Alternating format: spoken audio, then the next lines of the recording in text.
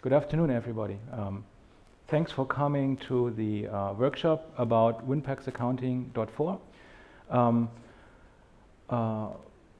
Brand new version of WINPACCS Accounting. We introduced it to 3 offices so far, and that worked really fine. And now we like to show you what we've done in the past 2.5 years, actually, when the first idea started to create WINPACCS Accounting 4 to follow up WINPACCS Accounting 3. And this is a brand new development from the scratch. We made everything new. That's why it took so long. And this workshop is mainly there to show you the main features, so that you get an idea how do we do project accounting with WINPACCS. It's not that much in details. I will not focus that much on changes, but only on a few highlights and show you the core processes of WINPACCS accounting. Right? Yesterday I did a similar thing at the customer day, just to let you know. That was more into details, more focused on the changes and new things. So if you've heard that, you can feel free to step away, maybe join another workshop, but you can also stay, of course. Welcome. My name is André Schamann. I'm working as a consultant for MBI. So as a consultant, I introduce WINPACCS to organizations that start new with WINPACCS, or I help them to improve using WINPACCS with new features. I conduct seminars every once in a while, our standard seminars at MBI, not far from here, or I come to your countries if you have participants there. So there are different options. That's my main job. I'm supported by Tobias Eckhardt, colleague and friend of mine, who is responsible for the quality at MBI and especially on WINPACCS. So he's doing all the tests and things, and if we face a problem here, maybe we made a mistake in the beginning and you have not yet found it, right? So that could be. So thanks for supporting. This is what you will see in the next minutes. So I will show you how to set up a project in WINPACCS Accounting. So what do you need to do to get started? Then the main feature, of course, accounting is there to post vouchers. So this is the core process. So I like to show you how to post, what are transactions, the kind of transactions that we have. A new feature that is quite important. We've learned that this was quite important. We could not do this so far, is posting to external projects, assigning costs or advance payments to external projects. How to handle taxes if necessary. Posting in a network, not standalone computers, is possible. I'll show you that and show you the overview of further postings while there's no time to show you all these details, just a list, and I'll say a sentence about everything. Then I'll show you closings. When we're done with postings, they are forwarded to company accounting and to controlling. So I'll show you how that is done. Show you the postings overview for the analysis and evaluation of the data on-site in accounting. Standard reports that you can use on-site, but that are also forwarded to company accounting, and hope there will be some minutes left for your questions. Right. So let's start. So as usual in WINPACCS, you need a user account to have access to WINPACCS Online or to Cashbook or to accounting. All right, so after you logged in with your email address and a password, you see on a start screen which journals you've been using lately. So the 5 last open journals are shown. So if you are working with a number of journals, you would get very fast to open a journal by this new feature, last open journal. So if you like to enter US dollar vouchers in the office, we can select this from this list very, very fast, right? The other option, if you don't find that journal in that last opened list, there's an feature from here where you can select your projects that were downloaded so far and the journals that you are allowed to post. All this data is downloaded automatically. So from the logged in user, WINPACCS Accounting would know which organization that is. So we have like 30 to 40 organizations so far using WINPACCS, each with own organization settings, each with their own chart of accounts, so they have their own data. And the data that is relevant for this user is downloaded automatically. You don't need to do anything about it. That happens automatically. The projects that you find here are downloaded by yourself. So in the menu projects,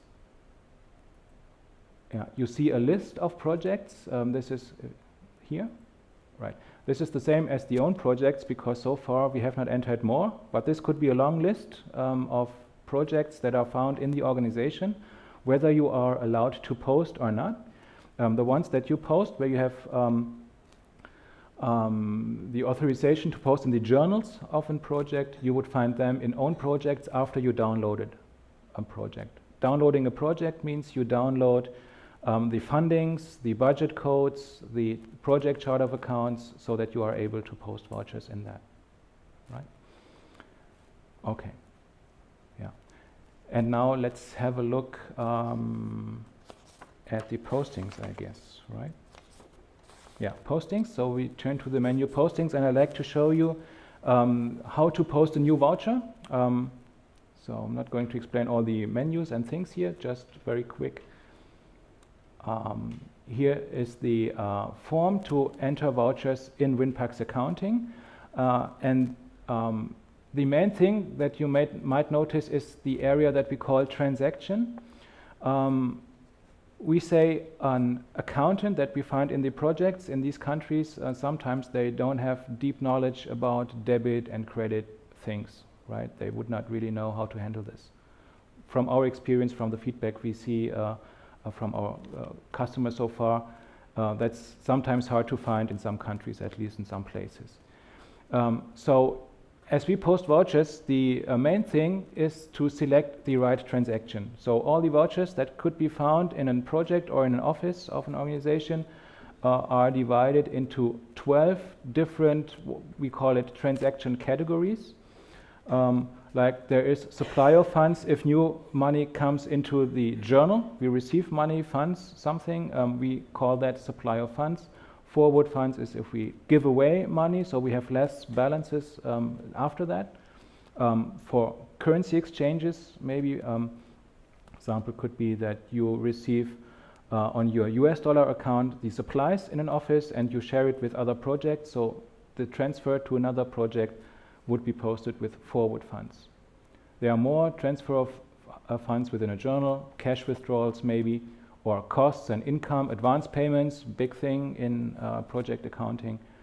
Funds that we received after we paid advances or from liabilities, these are the options, and balancing payables if we posted before. Return of funds is similar to forward funds, and flexible posting is a new thing.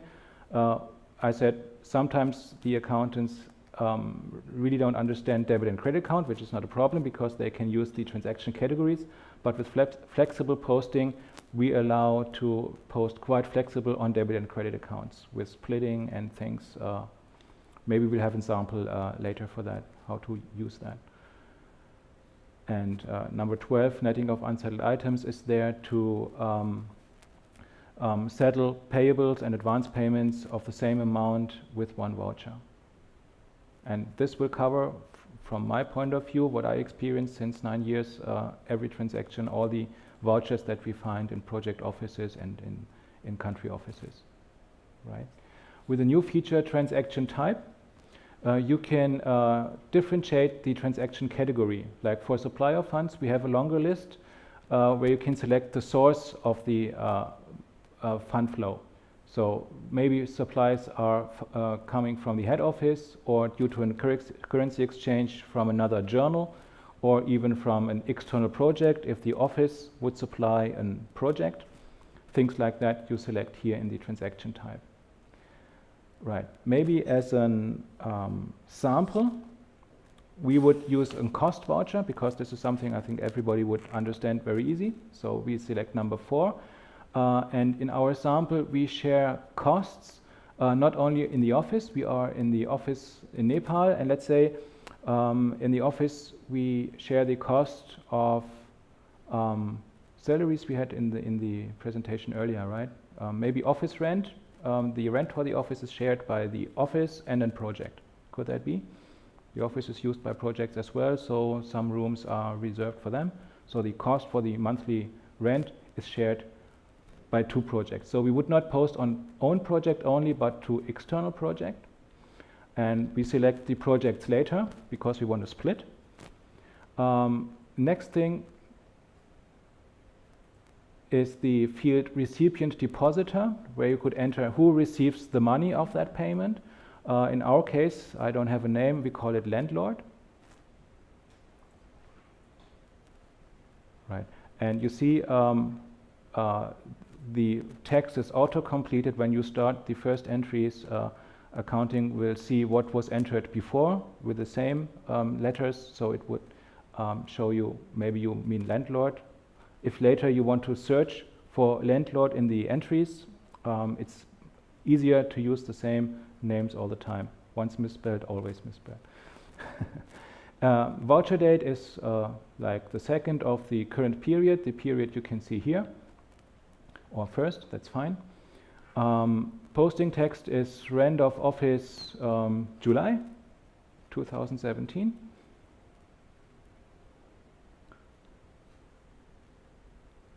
Fine. And the amount, this is in dollar journal, but anyways, the amount is, I don't know, $1,000. Fine. Now, there's an information about the average rate. The company currency amount, maybe you can or move it a little bit so that we can see the amount in company currency. This is calculated automatically by the average rate. Which average rate is currently used for this posting is found from the button average rate. So this will show you this is the current rate. You can always see if this is good or a bad rate. We've seen things develop in bad directions and average rates are not fine. Here you can always tell what is the rate for this posting. All right. If this voucher would include taxes, you can select VAT or withholding tax. If you select VAT, you can select from here. There are 4 options for VAT. You could refund VAT on site. So maybe you are in a country where you get refunded. So you would post automatically to a receivable account. Or we have learned there could be VAT from the head office or from another country or not refunded VAT. So in that case, we would post on cost accounts. Yeah. It's important still to differentiate it, because in the interface to the company accounting, you might still want to post it as the VAT of the organization. So they will get refunds maybe in Germany or Switzerland or wherever the head office is. Right. Maybe for now we don't need to select. I just wanted to explain. And in addition to that, there is withholding tax, which is posted as a liability automatically if you enter an amount. Right. I was in Pakistan a few weeks ago, and every cost voucher there was using both national VAT as a receivable and withholding tax. That made things really complicated. But it's working. But yeah. Now, in the account assignment, you would select the cost, but for now we cannot select cost because the cost accounts are depending on the selected project. Now we have not selected any project, so we will select the cost in the splitting later. We said we split it into 2 costs, right, for 2 projects. But we can select where the money is paid from, and this is bank. Right, so this is, right, one sub-account for bank. And now, as we entered the data for the credit side, we are now able to split the data for the debit side. Something's wrong with my headset, I think. Maybe it's working like that. We want 2 because we have costs for the office and for the external project. And now here we can split, maybe if it's 50-50, the same amount on each split. You can split the total amount and it will, right, use the same amounts on both splits. But of course you could also adjust and say for the project we pay only 300 and the remaining is in the office, whatever. Yeah. So now we split to the external project and we select 17001, the real project maybe, with the funding maybe from the EU. Right. And we still use the same names for recipient, depositor, posting text, the amount we pre-selected from the splitting we did before. And now the cost categories that are shown here is the project chart of accounts from the selected project. Right now, as we select a project, we would know which cost accounts are available. And the account is 4210, I think, office rent. That's fine. We have no sub-account, so no other selection than this. But for Europe Aid, so we have a funding for Europe Aid that is connected with budget codes of that funding, and we can select here in the Europe Aid funding. That is found in, I think, local office number 4 on 3 levels, office rent and rent of project office or something. Yes, thanks. And in a place, Kathmandu maybe, or Bajura, whatever. And this is the first split. So we have all the entries for the accounts, company accounting and project accounting, for the donor report, the budget codes, and for an internal thing where we wonder in which district, which region of Nepal was the money spent. Right. Now, second split, right? You see we need to select from scratch. So we select the project, which is the office this time, with only one funding. And here, maybe you notice that the cost categories are different. It's a different list. It's less accounts than before, but still we can use office rent and other charges, right? Because this is used in both projects. We can select it in both. But there could be, or there are, cost categories that were available in the first selection of the project and that are not there in the office, right? Something that EPOS was asking, I think, long ago, right? Yeah. Okay. Now, yeah, in the area additional information, I did not explain that. You can still enter different numbers, like if you were using a check for that payment, you can enter the check, or if this is regarding a contract with the landlord, you could enter the contract number here. So later you can see what money was paid for this contract for the office rent. One way to handle this. We don't enter those numbers now for saving some time, and we apply the split. Right. And yes. And this is all we need to enter, and finally we post. So this is right how in posting is done in WINPACCS accounting, even with splitting to external projects using VAT. So all the main features that are there, I think you have seen. Yeah. The other options I'll explain in a minute. I explained taxes. Posting in a network, so it's possible in big journals where you have lots of vouchers to share one journal by different accountants. So you install it on a server, the database is found on a server, and from different clients you can connect to the database and post in the same journal at the same time. That was a big help for many offices at GIZ so far. An overview of further posting features, split, we've learned already. There is a feature called new subsequent posting. I need to explain that. Maybe you noticed that the voucher number we did not enter. This is a number that comes automatically from accounting, so each new entry gets the next number. But maybe you want to have the same number for 2 postings. Sometimes an example could be that you receive fund supply, you post with transaction category number 1, but the cost, the bank charges for that funding must be posted separate with cost as transaction category 4. So if you would create a transaction category number 1, we cannot split supplier funds and cost in one entry. So we would create the supplier funds first, and when we're done with that, yeah, don't need to do that.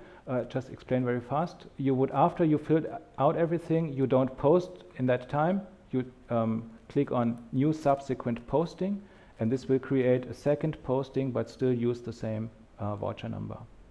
Yeah, that's why it's there. It is possible to change vouchers. Maybe we can quit very fast, cancel new postings, and open those that are forwarded or posted in company accounting we cannot change, but maybe you open it now and after half hour we realized we had to do some changes, some adjustments. Let's see what happens. There's a button to change, and if you click on this one, this will enable you to change different fields. The green fields are split. So if we maybe found out we had to select a different project, instead of 17001, it was 3. So we could turn to split to see the splitting vouchers. And here we could select different things. Before, and that is possible before we forward these vouchers to company accounting or to controlling with closings, which I will explain in a minute. Right, so as long as it's not closed, we can still change. Thank you. And cancel. We don't do that now. And there's another option. You saw that entries, postings can have a different status, saying this is forwarded or it's posted in company accounting already. If that's the case, you cannot change anymore because you need to use the same data from project accounting that you have in company accounting. That should not be different, right? You must rely on that. But if things went wrong and you find out later, you can still reverse vouchers, or if it's a different cost category or different project, you can repost, which is a reversal and the adjustment posting in one step. Just by selecting the right project, the right funding, the right cost account, and the reversal and the adjustment are done automatically. Yeah. All right. If you use the payment for rent every month and you split every month the same amounts to the same projects, maybe you don't want to think each month, well, what is the rate for the office, what is the amount for the project. You can save entries as a template and post from these templates. Yeah, so monthly costs like office rent payments are a perfect example for that. You save your entries once, and every month you post it automatically with the right entries, right data. All right, one more thing, batch processing. We saw earlier that WINPACCS Cashbook is there also. So we have batch processing as a tool in WINPACCS accounting, which will enable you to post finally pre-entered vouchers from Cashbook or from partner accounting systems. Yeah, so you don't need to do all the typing in accounting. They are pre-entered in a different system, Cashbook or the partner system, and then they come to accounting where you finally post it to the journal. This is batch processing, but unfortunately maybe not enough time to show you that. Fine. Now, after all the postings are done, maybe of a day or of a month, you sooner or later need to close your postings. That means you forward them to controlling for the analysis of your data, revaluation of the data, or to take it to the company accounting, right? Now, closings are found in posting, and there are two ways to close. Number one is day-end closing. Number two is month-end closing. Month-end closing is not an option. You need to do that 12 times a year. If not, no new period will be entered, and you cannot post in the next period because the voucher dates and things are compared with the period, and it's not allowed to post in the future. But within 1 month, you can create additional closings faster. This is a new feature, right? Accounting 3 did not have that. That means in projects where you need quick information, quick reports, maybe because you spend much money and you need to know, are things still okay with my budget? Do I need to do adjustments on that? Will we make it finally? You might be interested to see those vouchers earlier than after 4 weeks or 3 weeks, and you don't want to wait 2 weeks. So you can ask your accountant to create a day-end closing, and that's really fast. You saw that in the presentation earlier this morning, I think. With 2 clicks, the vouchers are transferred to WINPACCS Online, and from there you can transport them to company accounting and see them in controlling and do your reports and analysis. Should we try once again to see how that works, how easy it is? So day-end closing, we can't. Maybe you can try to generate. Yeah, you see, sometimes accounting will give you messages that things will not work as you intended. It says that another day-end closing is there, but no feedback yet received. So that was, I think, from this morning when we created a day-end closing, but we have not received feedback from the company accounting saying everything is fine or we have a problem. But we can only create a new day-end closing if we have feedback for the old. Yeah, so if we still need to do adjustments, we have to wait for that feedback before we can close the next day or month.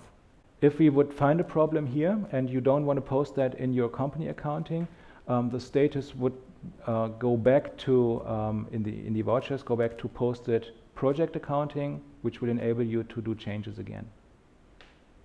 Yeah, because forwarded and posted company accounting cannot be changed. Right. So that's day-end closing, very quick actually, if things are okay with the last one. Month-end closing is also there. Month-end closing is connected with more reports. So in the day-end closing, you see only a journal report, and that's it. All the vouchers that are found. Maybe we can go back very quick to day-end closing. That one, and properties. And there you see reports. You see this is just a cover sheet and a journal report, and that's it. If we would create a month-end closing, more reports like cost and income, expenses for external projects, or unsettled items could be there depending on your requirements. You select what you need in the head office. It could be connected with creating bank and cash reconciliation. So maybe monthly basis or quarterly basis, you will ask your accountants, please, together with a month-end closing, send me a cash reconciliation so you would know if the cash boxes are fine, or with bank reconciliation, or with even balance reports. Some do that once a year, some do it monthly. That's not only bank and cash reconciliation, but also reports for unsettled items, like you explain, are there any risks with the advance payments? Maybe we will lose money, or if payables, liabilities become too old, the accountant must explain why they are not yet paid. Yeah, this is only connected with month-end closings, so maybe you need to do more work with month-end closings than with day-end closings. All right, another thing, if we close the closings, is the overview. Each voucher that was entered is found in this overview for the selected journal of the opened project. So you can see from the first voucher to the last all the vouchers, and you can analyze that data by using groups, like if you want to know what was posted with recipient, depositor, landlord. Maybe you ask yourself, did we ever post the office rent for landlord? You can search here, or you can group maybe by right, recipient, depositor, very good. And this will show you all the vouchers of the same recipient, depositor. Yeah.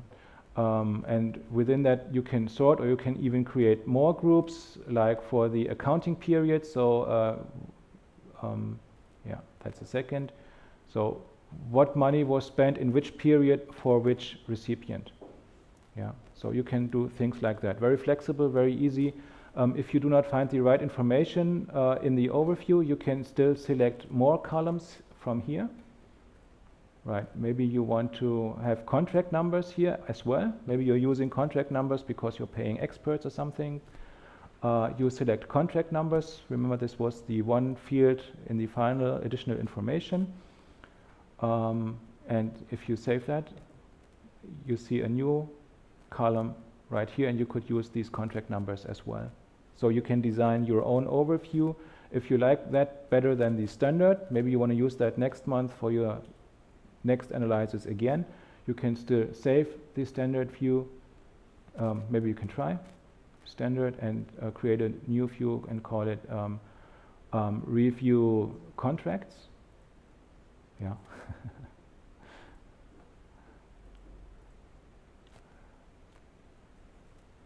If you are, or the common view means you can use that in all projects of that installation. It's not only for the open project, right? So this will enable you to be very flexible with the analyzers in accounting as well. You don't even need online for that to monitor those costs from the accounting side. But finally, there are some reports as well. So in the menu reports, we find a list of standard reports that are available, like journal, which is a list of all vouchers that were entered in a period or in the period of that report. Period means it's not linked to one period only, but it's flexible. You can select whether you want to see accounting periods here, or voucher dates, or voucher numbers, or posting dates. So show me the list of the vouchers that I posted today, no matter what voucher date that is. If you select accounting period, you can select from the first accounting period to the last. If you know the old accounting 3, that was only one period that was selected before. So now we are more flexible here. It could be from January to July, or to the end of the year, to the last period even. Yeah. So very fast, this is journal, a list of all vouchers that were posted in that report period. Cost and income, not all vouchers, but only those that reflect cost or income, posted with number 4 or 6. Account sheets, these are the postings on one account with debit and credit side. I just explained it very fast. List of balances, so the balances forwarded of that period and the final balances at the end of that period. Unsettled items for the receivables and liabilities per recipient depositor. You can filter different things. A balance report, this is what I explained earlier, may be connected with the closing, explaining this is my bank reconciliation, this is my cash reconciliation, here are my receivables, here are my liabilities. If you don't want the full report, you can create cash and bank reconciliation without unsettled items. The overview at closing date, that will give you the balances at a certain day, right? Thank you. There is an overview of the expenses for external projects. So for each external project that we used in the reporting period, we will get one sheet showing the costs and the income and the receivables and liabilities that were posted in that period to this external project. And finally, the average rate development that will show you which postings had an influence on the average rate, and they will show the balances of these postings and explain why the average rate is as it is. Yeah, so that's very important because the average rate sometimes gets out of control, and if you post wrong things, and here you can find where things started to be wrong. Yeah, for finding out what do we need to correct, where do we need to start, go back. All right, these are the reports, and 1433, yeah. That's from my side, an overview of the features, not very detailed, I know that. I could use 3 days and still find things to explain about accounting, but I wanted to give you an overview, how to post, how to create reports, all these features, without going into deep details.